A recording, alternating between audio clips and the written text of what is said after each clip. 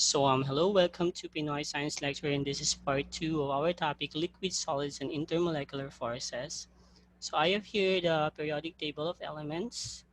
Okay, what are we going to do with this is to recall everything about the position of the elements. So remember that elements are categorized into three. We have metal, non-metals, and metalloids. So we have metals are located on the left side of the periodic table. If you're just going to look at on the screen. So lagyan ko na lang ng arrow. So ito siya. Okay, however this hydrogen is not belong to the metal. Okay, that is considered as a non-metal. So here we have a metalloids. So nakikita niyo ba yung mga dilaw na elements na yan? Ay, sorry, mga dilaw na nasa dilaw na blocks na elements. So these are the metalloids. So on the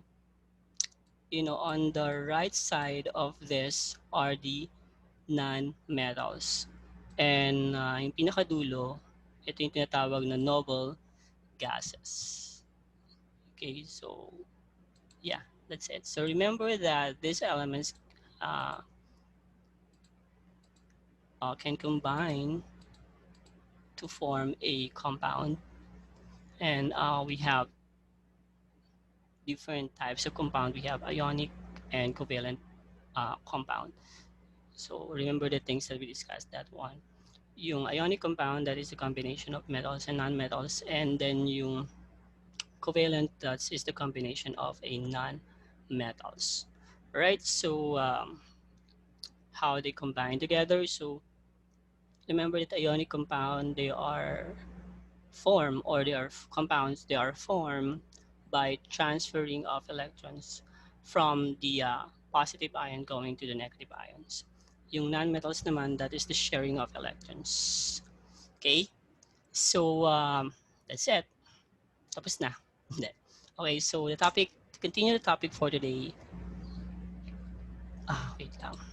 To continue the topic, we have here, we're gonna discuss about the classification of the solid based on the crystal structures. So first, we have the amorphous solid or pseudosolids or supercooled liquids. So here, this kind of solids are the arrangement of the particles are not in orderly manner. So there is no specific order. Okay, and also it lacks. So a lack of a crystalline lattice. Pag sinabing crystalline lattice, this is the the proper arrangement of the atoms and molecules. So the example of that is glass. So let's try to look at the example: glass, rubber, and gel, plastic. So we have here, example of this is, we have here the glass. Now, if you're looking on the illustration dito sa molecular structure ng glass, so kung papansinin niyo, their structures are not, arranged in their orderly manner. They are not organized properly. So that is the amorphous solids. So kaya minsan di ba pagka when you're going to uh, break the glass, so yung shape niya iba-iba. Diba?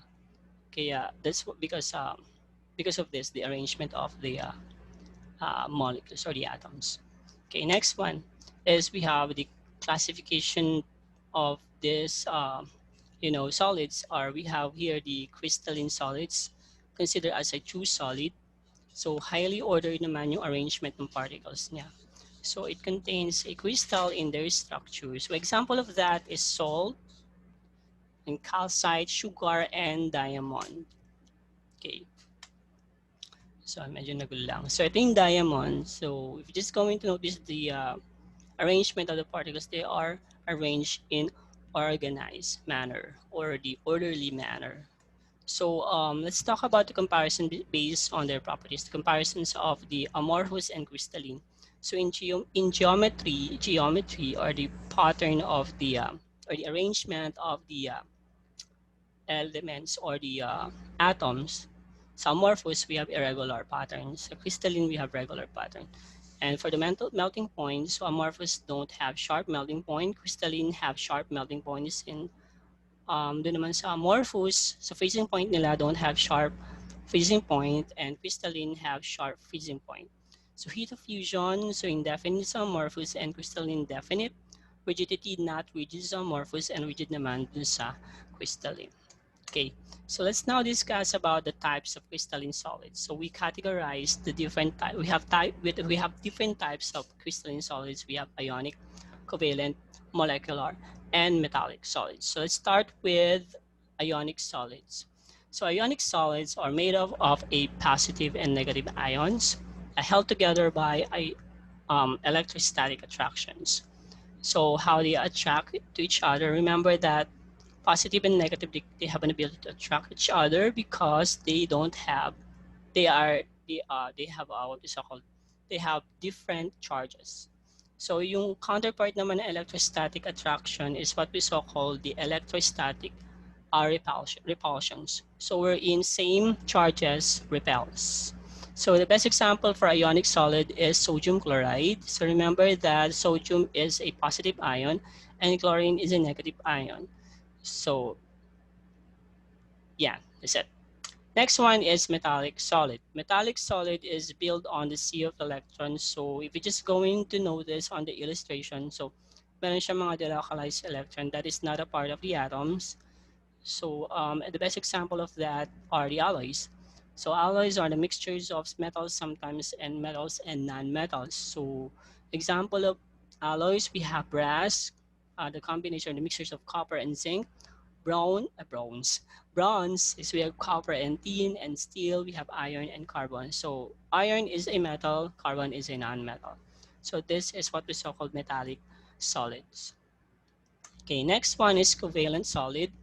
So formed by a networks or chains of atom or molecules held together by a covalent bonds. So dito naman, covalent bonds naman sila. Okay, example of that is diamond. So if you're just going to notice, guys, yung kanyang um, structure, so para siyang network or chains of atoms. Kaya tinawag siyang covalent network solids. Okay, so that is what we so-called covalent solid. Next one is the molecular solid held. The atoms are held by dipole-dipole attraction and London dispersion forces or hydrogen bonds or any combination of this. So on the left side of the picture, we have the dry ice. And then we have here the iodine. These are the examples. The iodine is being solidified. So yun nangyari dyan is because of the very low temperature, so naging ganyan siya. Naging solid siya. Okay, so that is a molecular solid. Okay, all right. So one thing about the dry ice, hindi siya when the phase change, so hindi siya undergo sa liquid phase. So diretso na kagad siya sa gas phase. Okay, so that is dry ice. And another thing, you cannot able to touch that by your bare hands kasi mapapasok ka. That is tawag yata dun is frostbites. Okay, so you need a protection or gloves in order for you to get one piece of a dry ice. Okay, next one. Let's discuss about the comparison of the different types of crystalline solids based on their properties. Okay, first one, we have conductivity. We have ionic solid, poor. But in ionic solid, when you're going to dissolve that in water or melt that, they can able to conduct electricity. So metallic is good, the rest are poor. Molecular poor, covalent poor. Melting points high, metallic solid is varies. It depends upon the electron configuration. And we have molecular solids are low, and then we have here very high covalent solids. Okay, next one is a hardness or brittleness, hard but brittle.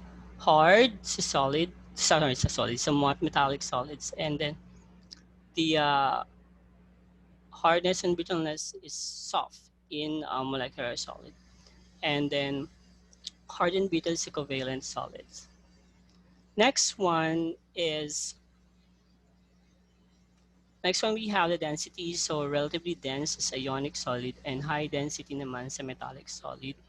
Okay, molecular solid is very low and then covalent solid, very low. And low lang pala, low. And then covalent solid is low. Okay, so that is our, that's all for today. Let me sunod dito. Okay, phase change naman. So the phase change, we're going to discuss that for the next video. So for the meantime, this is only for our discussion, the different types of solids. So remember that the solids is classified into two. We have amorphous and crystalline. So under the crystalline, we have ionic, metallic, molecular, and covalent solids. Okay, so thank you so much for watching this video. If you like this video, I want you to press like and subscribe to my channel so that you are updated to my videos. Right, so thank you so much once again. Bye.